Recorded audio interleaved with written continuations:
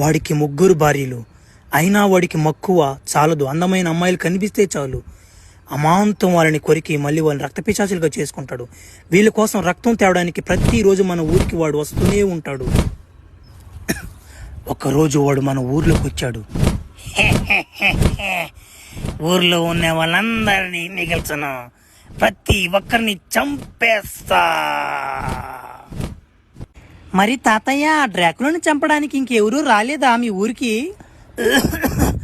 ఒక్కడొచ్చాడు మనోడా. వాడు డ్రాకులను చంపేది కాదు కానీ వాడి కూడా నరకం చూపించాడు రా మనోడా. వాడు చిన్నటోడు కాదురా వాడు.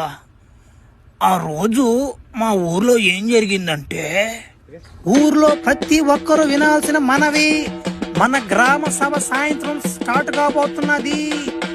మన ఊర్లో 2 తప్పు చేశారు, వాళ్ళకి తీర్మానం జరుగుతుందయో.